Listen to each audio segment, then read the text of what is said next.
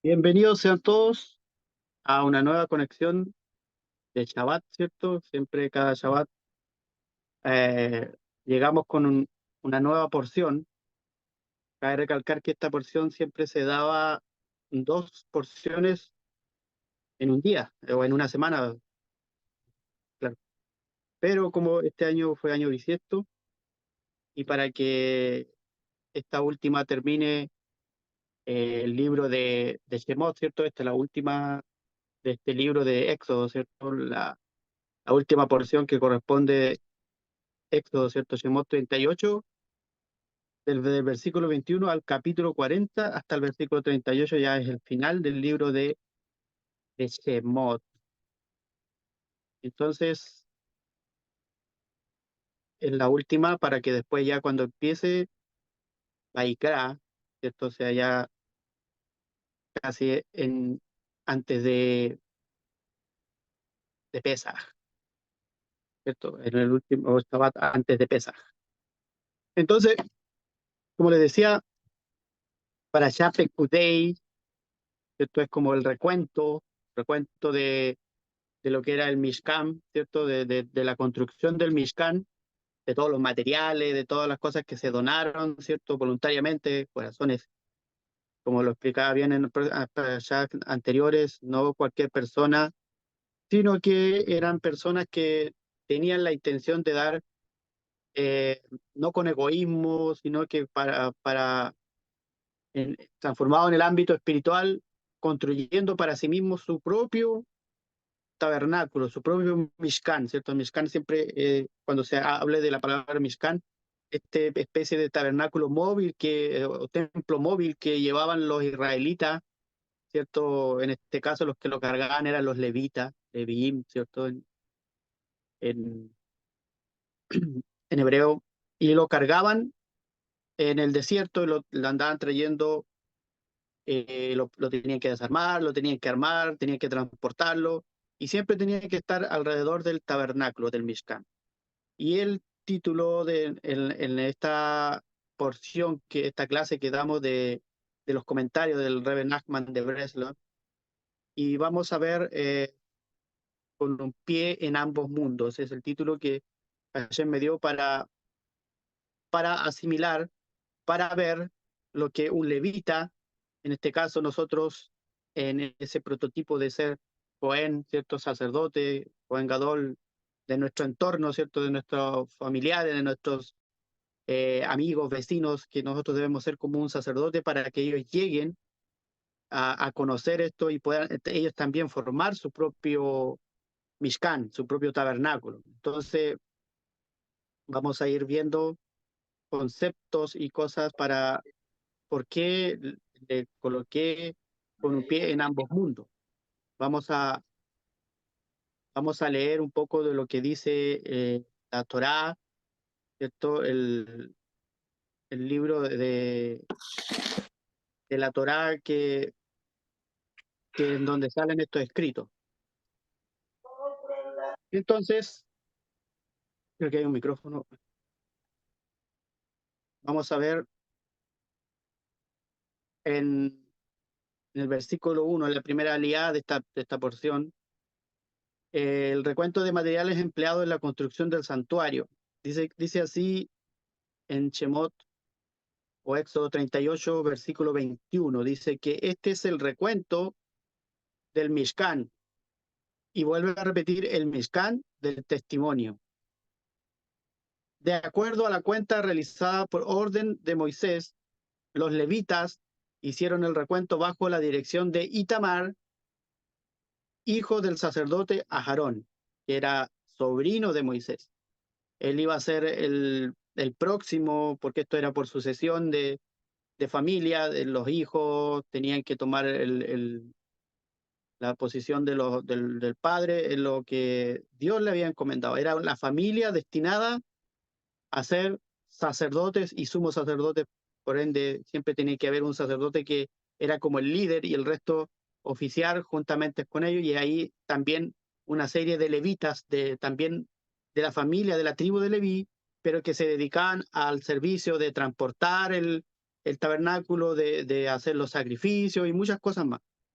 Esta parashá más que nada es como la antesala del próximo libro que vamos a ver ya la semana que viene, ¿cierto? De Vayikra, que es Levítico, como le llaman comúnmente, le pusieron Levítico por el hecho de que se habla harto del oficio de los levitas, pero más que nada el libro se llama Vayikra. Entonces, que después la otra semana vamos a ver el significado de todo eso, ahora no quiero adelantarme a eso.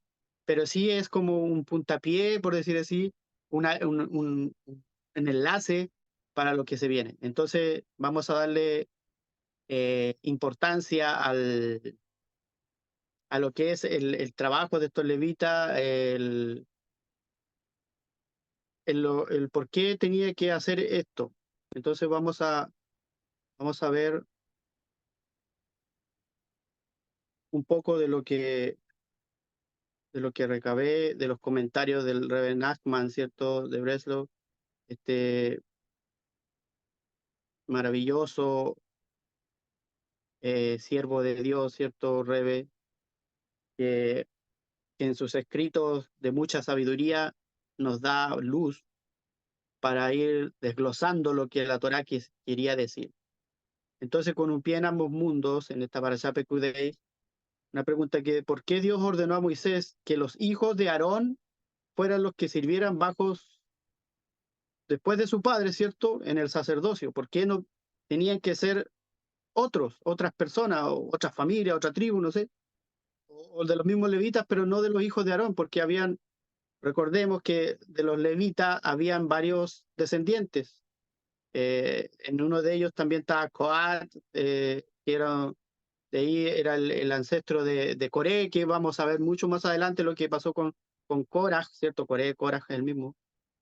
Entonces, habían varias familias de levitas, pero la familia principalmente de Aarón, ni siquiera la familia de Moisés, que también era levita, la familia de Aarón era la que Dios puso y destinó a que sean los que oficiaran como sacerdocio en el templo, o en el Mishkan en ese tiempo, y luego en el templo que se erigió en Jerusalén en los tiempos de Salomón, ¿cierto? Entonces dice que el versículo 40, el capítulo 40 de Éxodo, en el versículo 15 dice, y los ungirás tal como ungiste a su padre, refiriéndose a Aarón, y servirán en el sacerdocio para mí, y su unción será para sacerdocio eterno, por todas las generaciones. Eterno o perpetuo, en otras traducciones es lo mismo, o sea, para siempre quiere decir. Entonces, ¿por qué Dios ordenó esto a Moisés? Que los hijos de Aarón fueran los que sirvieran bajo su padre en el sacerdocio. Dice que además, si la Torá ordena que su sacerdocio sea eterno, entonces, ¿por qué utiliza la frase aparentemente superflua de por todas las generaciones? ¿Acaso no es lo mismo que eterno? Es una pregunta que hace el Rebbe Nachman. Dice, pues bien, la siguiente historia, va a contar una historia aquí, nos ayudará a responder las preguntas anteriores. Dice que un rico, vamos a comenzar una historia, un rico comerciante, si tenía una flota de más o menos una docena de barcos, estos que navegaban por los mares, y transportaba y comerciaba con madera, con vino, con especies y muchas cosas. O sea, era una persona que era negociante. Entonces, dice que la mayor parte del tiempo este mercader tenía que navegar hasta puertos muy lejanos desde su hogar, ¿cierto? A fin de seleccionar de forma él personal, ¿cierto? No que fuera otras personas, él lo hacía personalmente, de las mejores mercancías para negociar, ¿cierto? Él mismo se cercioraba, no era como ahora que hoy día usted por computador, por un correo, un email, le envían cosas y a veces tiene que confiar en la palabra de los proveedores para la mercancía. Pero en esos tiempos ellos tenían que ir personalmente y tenían que navegar grandes distancias y todo eso. Entonces los principales almacenes que este mercader eh, tenía, ¿cierto?, en su hogar funcionaban de acuerdo con sus expectativas y con sus estándares, ¿cierto? El personal que él tenía contratado, las personas que trabajaban para él, carecían de lealtad, no eran muy leales que digamos. Entonces no eran muy íntegros, faltaban grandes sumas de dinero y de mercancías. Cuando él volvía, hacía recuento, cada vez que él regresaba, encontraba sus almacenes desordenados, sus trabajadores que eran ausentes, o sea, se ausentaban del trabajo, no iban a trabajar, o eran borrachos, o, y los clientes que él tenía por causa de esto estaban insatisfechos. Entonces, él dijo un día, basta de esto ya. Declaró un día el mercader y dijo, tras regresar de su viaje, ¿por qué debo yo navegar de puerto en puerto en busca de las mejores mercancías al mejor precio cuando todo mi duro trabajo se echa a perder aquí mismo en mi hogar con mis trabajadores? Mientras tanto, los hijos del mercader, ¿cierto? En el tiempo que él viajaba eran pequeños, pero ya habían crecido. Cuando él ya dijo basta de todo esto, habían crecido, ya habían completado su educación formal, ¿cierto? Ya eran unos profesionales, por decir, en los tiempos de ahora. Entonces, por lo tanto, él, sin perder ni un solo día más, este comerciante incorporó al negocio y los puso al frente de los almacenes que él tenía en su ciudad, ¿cierto? A sus hijos. Entonces, los hijos gestionaron el negocio del negocio, ¿cierto?, de forma impecable. ¿Por qué? Porque también era de ellos, para orgullo y plena satisfacción de su padre. Entonces el negocio triplicó sus ingresos. Entonces empezó a prosperar. Y el mercader pudo seguir viajando, navegando por puertos lejanos con el corazón tranquilo.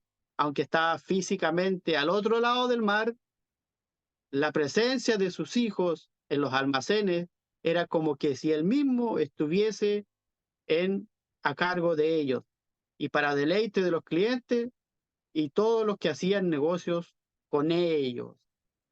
Aquí hay un claro ejemplo y aquí usted ya empezó a hacer la concordancia en lo espiritual y hasta en lo físico de lo que Dios, el Hakadosh Baruj Hu, ¿cierto? El santo y bendito, los dejó en ese tiempo a los sacerdotes para que oficiasen en su templo, en su tabernáculo, en sus posesiones, y asimismo a cada uno de nosotros. Y el Rebbe Nachman de Breslau explica el Likutei Moharan 1168, perdón, 2, el Likutei Moharan 2, este es el libro 2, en el 68, dice que la cualidad primordial del verdadero justo, el verdadero sadik, es su capacidad de mantener una presencia simultánea tanto arriba como abajo. De ahí el nombre con un pie arriba y abajo al mismo tiempo. Entonces, arriba y abajo tiene una doble connotación. En primer lugar, para los corazones rotos que piensan que están abajo, en niveles bajos y completamente alejados de Dios, el sadik, el justo, les muestra que de hecho también están cerca de Dios y que Dios los ama y está con ellos. ¿Por qué? Porque, pero por otro lado, los de arriba, que se consideran justos, eruditos, el justo también les muestra hasta qué punto están en realidad lejos de Dios. Por eso hay que tener cuidado también ahí. Y en segundo lugar, aunque el justo está arriba, es decir, una vez que su alma ha abandonado esta tierra y mora en los mundos superiores, él puede mantener una presencia simultánea abajo. Es de ayuda, ¿cierto? ¿Cómo sería eso? Dejando hijos o alumnos, discípulos, que vivan su vida de acuerdo con sus enseñanzas, dado que el hijo o el alumno en esencia es en esencia la continuación de su mente o de su cerebro, del padre o del maestro. El hijo o el alumno le permite al padre o al maestro mantener una presencia simultánea en ambos mundos, es decir, arriba y abajo. En la historia del comerciante, ¿cierto? Para tener éxito debía mantener una presencia simultánea en ambas partes, tanto en su hogar, en sus negocios, ¿cierto? Que tenía, por decir, la flota de supermercados, y al otro lado del mar, donde él andaba viajando y buscando los productos de mayor calidad de los mejores para poder que el negocio siga. Y esto lo consiguió incorporando al negocio a sus hijos de mayor confianza, así como lo hizo Aarón con Itamar. Este sabio movimiento le permitió estar en ambas partes, no perder el tiempo y dejar su negocio en buenas manos. Mientras ellos se ocupaban de sus asuntos, con la misma astucia y perspicacia que él lo hacía, así el comerciante podía estar en ambos lugares al mismo tiempo. Entonces, con esta historia, de que los hijos de Aarón se les ordenó servir bajo su padre en el sacerdocio para que Aarón, el Cohen Gadol, quiere decir sumo sacerdote, pudiera mantener una presencia arriba y abajo en el mundo espiritual, orando en nombre de todo el pueblo de Israel, y en el mundo material para guiar al pueblo por el camino correcto, eterno. Se refiere al sacerdocio que está compuesto para siempre por la descendencia de Aarón, ¿cierto? Una descendencia perpetua. Puesto que a todos, ¿cierto? Se nos ordena ser como una tribu sacerdotal, ¿cierto? La misma Torá lo dice, seréis una nación de sacerdotes. Todos debemos hacer todo lo posible para dejar hijos y discípulos que continúen en los caminos de la Torá, en sus caminos, en su enseñanza, mucho después de nuestra partida de esta tierra, porque querámoslo o no, muchos partiremos, para que las generaciones sigan, al igual que el justo y el sumo sacerdote, nosotros también debemos intentar estar por encima y por debajo al mismo tiempo, sea arriba y abajo, en concordancia. Por eso hay una parte que también habla de que dice Mishkan 2 veces en el versículo. Entonces, esa es la fórmula de que nosotros podamos tener ese potencial de poder eh, estar con un pie arriba y con otro abajo. Porque como les decía, que el versículo dice que él nombra 2 veces el Mishkan, ¿cierto? Aludiendo a los 2 templos, ¿cierto? Cuando se menciona 2 veces la palabra Mishkan, ¿cierto? Es en alusión a los 2 templos que Hashem tomó como hipoteca, eso es un secreto también ahí,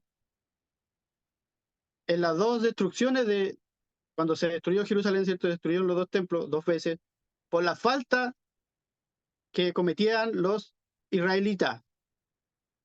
Entonces la voz Mishkan está relacionada con Mashkon, que también quiere decir hipoteca. En otra interpretación, una mención alude al Mishkan celestial y en la otra al Mishkan terrenal. Y la primera alusión que el Mishkan terrenal y la segunda Mishkan, que tú mismo, nosotros representamos ambas acciones. Entonces, uno de los comentarios con respecto a esto es que explican los sabios que el Mishkan del testimonio, que si bien fueron destruidos estos 2 grandes Mishkan, ¿cierto? Los santuarios de Jerusalén, cuando ya eran templo, no tabernáculo móvil, dice que aunque fueron destruidos, jamás dice que le fueron quitados a los israelitas sus derechos patrimoniales sobre los mismos que se hacen extensivos hasta el tercer gran templo, hasta la construcción del tercer, que será construido por medio del Mesías. Este tercer gran templo, la gran esperanza del pueblo de Israel, está siendo retenido por el Supremo como un mishkón o una hipoteca, como una garantía, hasta que sea el momento propicio para revelarlo.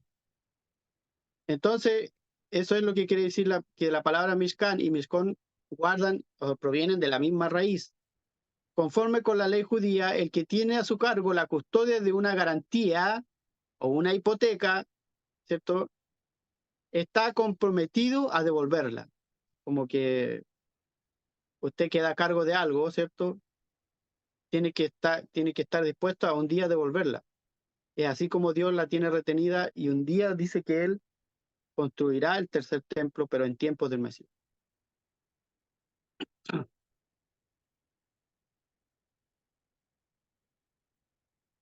Entonces, dice los sabios que aplicando el mismo criterio al Supremo que mantiene el tercer gran templo retenido en su poder, deberá reintegrar el mismo exactamente en las mismas condiciones el primer y segundo templo, que como era el primer y segundo templo. Eso habría que verlo en las características de cómo era el templo. No se dejaba nada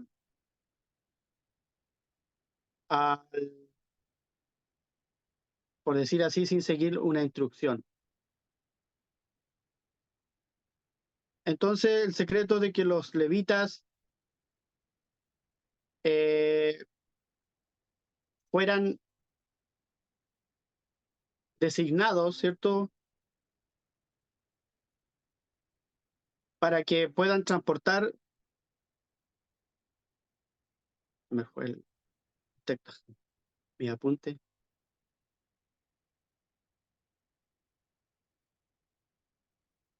Y más que nada, esta porción relata, te cuidáis, ¿cierto?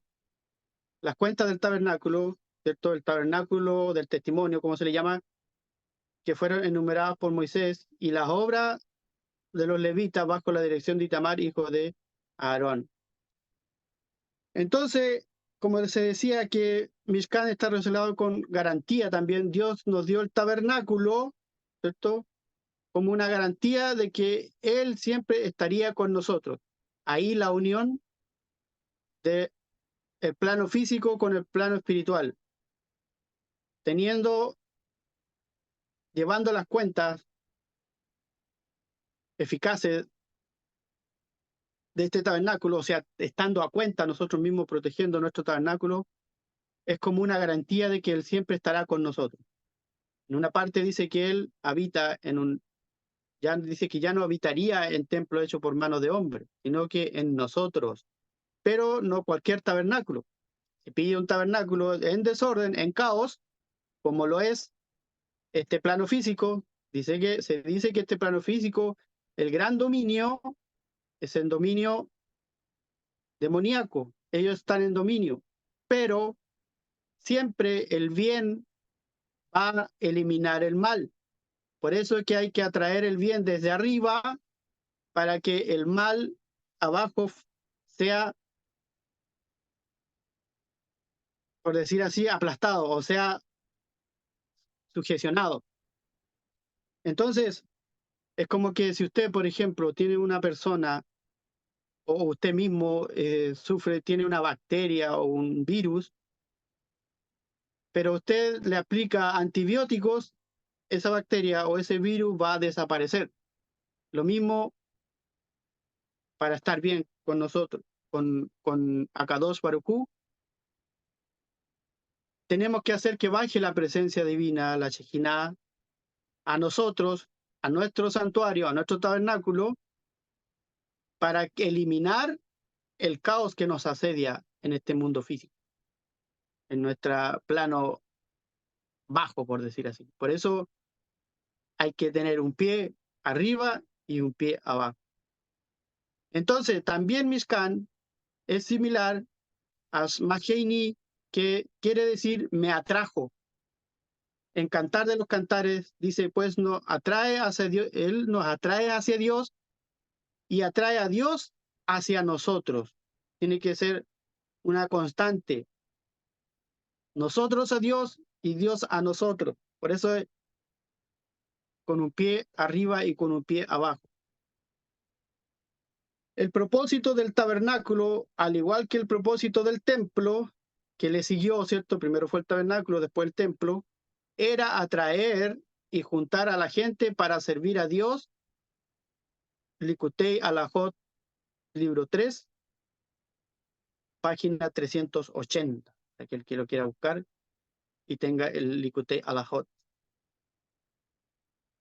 Entonces, dice que Mishkan también, dicho tabernáculo, comparte en sus letras las iniciales de la palabra cama, mesa, silla y lámpara.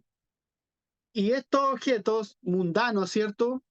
Todos conocemos una cama, una mesa, una silla y una lámpara. Son cosas cotidianas que casi todos tenemos en las casas y son muy necesarios para nuestra vida en este mundo. Pero también pueden ayudarnos a alcanzar tremendas alturas espirituales si sabemos cómo utilizarlos de la manera apropiada, ¿cierto? Ya sea en la cama, aludiendo, ¿cierto?, al acto que se hace en la cama con santidad. La mesa en la hora del Shabbat o cuando tengas que servirte los alimentos y la bendición que contrae. La silla también de la forma que tú tienes que sentarte cuando haces una meditación cabalística, ¿cierto? Y la lámpara para aludiendo a nuestra luz que tiene que irradiar de nuestro tabernáculo para los demás.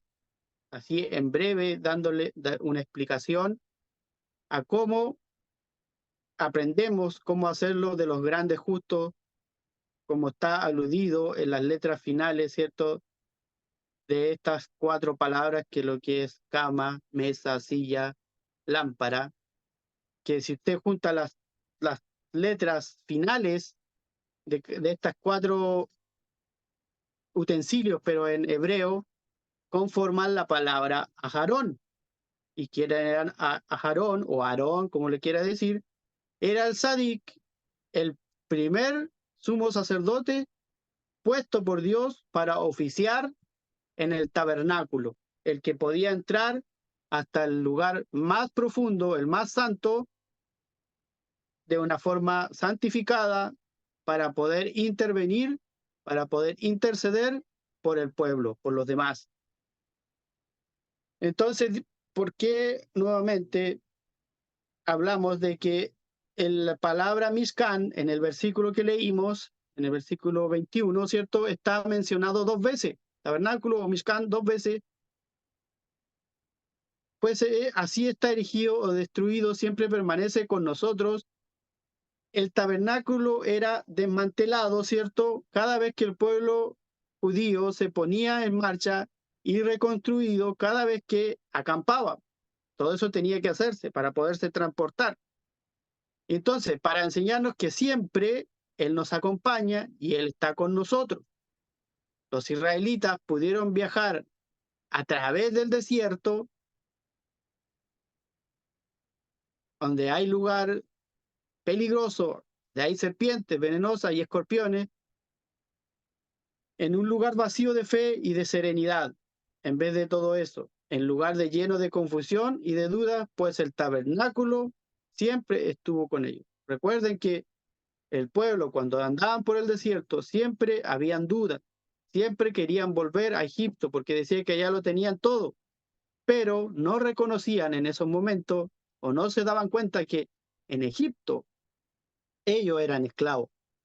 En cambio, lo que Dios le ordenó a Moisés y Aarón a sacar el pueblo y pasar por el desierto y vivir todas estas cosas era para que un día la presencia de Dios pudiese morar en la tierra que Él prometió y que todo el pueblo pudiese ser conformado como una nación, ya no como esclavos ni errantes por el desierto. Entonces,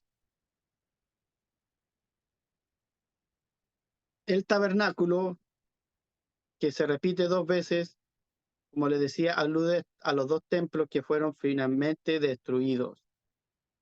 Era necesario que un templo fuera destruido para así construir al final uno mejor. Entonces, tabernáculo también significa acercarse a Dios. O sea, el que tiene su tabernáculo bien, hace merecedor de que Dios se acerque a él. Como dice en una parte que Dios dice que yo habitaré en ellos.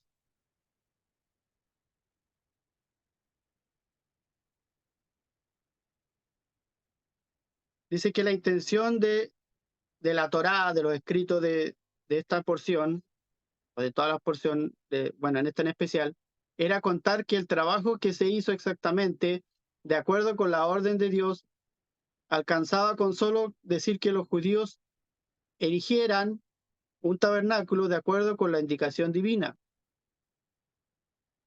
Que lo mismo que sucede en la Parashá Naso, cuando la Torá nos relata la inauguración del santuario, los 12 jefes de las tribus trajeron todos ofrendas idénticas. Sin embargo, la Torá las describe las 12 veces consecutivas con los mismos detalles. La respuesta a esto es que las ofrendas eran iguales solo exteriormente, en lo que hacía su contenido y las intenciones de los que ofrendaban. Cada una era única, así como lo vemos cada uno de nosotros, y cada uno tenemos una ofrenda especial, y tenía un sentido propio. Por eso la Torá no podía escribir que trajesen todos la misma ofrenda, ya que íntimamente eran diferentes. De la misma forma podemos explicar que la repetición de los detalles de la construcción del tabernáculo en esta parashat, el santuario que Dios ordenó erigir, es totalmente distinto al que los judíos erigieron en la práctica, el que se erigió primero. Solo en su descripción parecía ser el mismo, pero intrínsecamente su esencia era distinta. Eso fue uno antes del becerro de oro y el otro después. Por lo tanto, la Torá narra que este es el recuento del Mishkan, el Mishkan del testimonio, y ahí está las 2 veces que se nombra. Nombra el término Mishkan 2 veces, y esto sugiere la existencia de 2 santuarios, uno espiritual y el otro material, con un pie en ambos mundos. El primero de ellos sería el santuario espiritual que Hashem le mostró a Moisés en el monte Sinaí, y aunque ciertamente se habla allí, cierto, de oro, plata y madera, que eran los materiales más principales, según la forma en que Dios se lo ordenó a Moisés, y cómo Moisés escucha lo ordenado y ve cómo son las cosas. Lo primordial allí era lo espiritual. En cambio, en otra parashat, Vayakhel, se habla de un santuario físico propiamente dicho, el que construyeron los judíos en la práctica en este mundo terrenal con los elementos concretos que donó el pueblo de Israel. Entonces, ¿cuál era el objetivo aquí? A pesar de que el tabernáculo que Dios le mostró a Moisés en el monte Sinaí era sin duda superior al realizado por los Yudim, ¿cierto? Los judíos, en el mundo material, la presencia divina se hallaba fundamentalmente en el segundo, en el que eligieron después. Como dice la Torá, y concluyó Moisés la labor, e inmediatamente después, y cubrió la nube el Ohel Moed, y la gloria de Dios llenó el tabernáculo. A través del santuario material específicamente se cumplió la voluntad de Dios. De aquí podemos tomar una enseñanza, ¿cierto? Que a veces, ¿cierto? A veces menospreciamos nuestro potencial espiritual y el valor de nuestros actos. Uno puede a veces pensar que decir, ¿quién soy yo para causar placer al Eterno? Y Él nos enseña entonces en la Torá que ocurre exactamente lo contrario. Justamente porque nos encontramos en este mundo terrenal tan bajo, ¿cierto? Y con tantas limitaciones, ¿cierto? Caos y cosas, dominios de malas espíritus, y en estas condiciones Dios desea que cumplamos sus preceptos. Pero ¿cómo lo tenemos que hacer? Uniendo lo de arriba con lo de abajo, a través de sus preceptos, a través de que de ellos somos nosotros los que alumbramos con nuestros actos, los que concretamos el objetivo y el deseo divino de hacer para Él una morada en este plano físico. Entonces, ese es el trabajo que hacían los levitas, era de unir el, el plano espiritual con el plano físico. Era el trabajo del sumo sacerdote de Aarón, ¿cierto? Y así también lo pasaba a sus hijos. Entonces se dice que cada vez que la persona trabaja en aras de Dios, aunque esté dedicada a tareas mundanas, porque todos lo hacemos, dice que sus acciones son consideradas como para la construcción del tabernáculo. Tal actividad es beneficiosa para todos porque hace descender el rocío de bendición y de abundancia. Por otro lado, si la persona solo trabaja para su beneficio material, en estas 39 clases de tareas que corresponden a los 39, dice que corresponden a 39 latigazos ordenados por una corte judía para ciertas ofensas. Deuteronomio 25:3. Y las 39 maldiciones que Adán, Eva, la serpiente y la tierra recibieron después que Adán comió del árbol del conocimiento del bien y del mal. Entonces, resumiendo, la palabra Mishkan y el trabajo de los sacerdotes, del Sadik, de los levitas, y que esté mencionada 2 veces en este versículo, representando el templo de arriba, el templo celestial y el templo de abajo, en unidad, en unión, es el trabajo que nosotros debemos hacer para con cada uno de, nuestra, de nuestras conciencias, porque tenemos conciencia izquierda y conciencia derecha, conciencia espiritual y conciencia física. Pero Dios dice, y en todo su relato va a dar énfasis que nosotros tenemos que unir el cielo con la tierra. El cielo es como un símbolo porque es el plano espiritual con el plano físico. Entonces, para ello debemos hacer lo que dice la Torá, principalmente alumbrar, limpiar nuestro tabernáculo, prepararlo, santificarlo, para que podamos alumbrar también hacia afuera. La presencia divina baja hacia nosotros y nosotros alumbramos para que los demás tabernáculos también sean alumbrados. Dice que el tabernáculo alumbraba el campamento donde estaban los israelitas. Entonces, esta ha sido la porción de esta semana. Doy gracias al Eterno por eso, por la presencia de ustedes. Y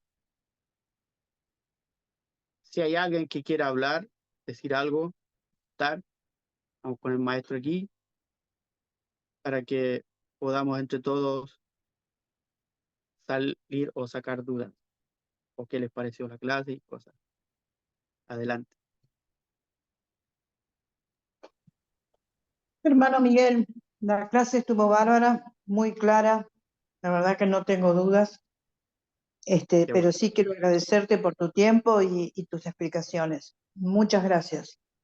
Muy interesante todo, la verdad que la Biblia, la Torá, el Sefer Refirá, el Zohar, son todos libros que uno no los puede leer solo. Tienen que estudiarlos con alguien y decodificarlos, porque si no uno se queda con un relato que nada que ver. Pero muchas gracias, hermano. Y un abrazo para todos. Amén. Gracias a ti por tus comentarios, Nora, y por ese deseo ferviente de poder comprenderlo así, porque, como lo decía, si uno lee sin una guianza, sin alguien que te vaya apoyando, es como lo decía la clase, hacer un tabernáculo solamente físico, pero tiene que ser en ambas partes, hacerlo espiritual y físico, para que podamos unir lo de arriba con lo de abajo. Entonces, es muy interesante lo que se habló. Bueno, no te preocupes, Carlita, que ahí lo vas a poder ver nuevamente. Así es, Nervi. Todo es un código. La Torá está codificada y los sabios que la han codificado nos han entregado esa herramienta para que nosotros también la podamos entregar a los demás. Y buenísimo. ¿Alguien más? Sí, para agradecerle por tan profundidades que nos están enseñando y al maestro también por lo que está enseñando en Facebook. Me parece que todo va como codificado, como unido y asimismo uno amplía todo lo que haya quedado en duda. Muy, muy interesante, muy agradecida de verdad por Amén. todo y por los sacrificios y servicios que nos dan. Muchas gracias. Gracias a ti también, Esther, y como tú decías, claro, todas las piezas se unen. Toda la energía que se está dando en esta semana va de acorde con lo que se va hablando. Dios así lo quiere. Y gracias por tu comentario, Esther. Saludos.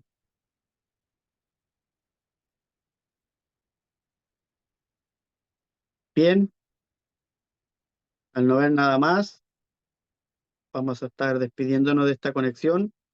Espero les haya servido para trabajar en eso, ya que lo que viene de aquí en adelante se viene intenso. 2 fiestas que vienen y cuentas que hay que trabajar para poder elevarnos aún más y poder hacer eso que nos pide la Torá, la porción, y que nos, gracias a ti también, da, que nos, no es tanto que nos ordene como un mandato así imponiendo, sino que es para nuestro beneficio, para nuestra elevación, para nuestra unión con Él.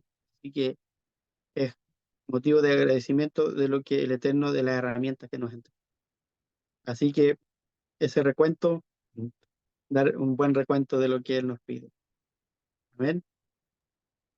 Eh, Hasab, ¿Jacob? Hasab, venir, Haseb. Hasab Baruch. Gracias, Miguel. Fuerza, fuerza.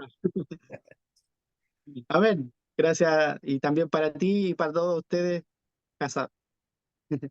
Así que nos estamos viendo en una próxima porción ya con un nuevo libro, más secretos, más códigos, más bendiciones para todos. Así que, Shabbat Shalom, hasta una próxima. Shabbat Shalom, toda Rabá. Un abrazo. Un Gracias, abrazo a Baruch. todos y muchas gracias. Muchas gracias Shabbat también. Shalom, bendiciones a todos.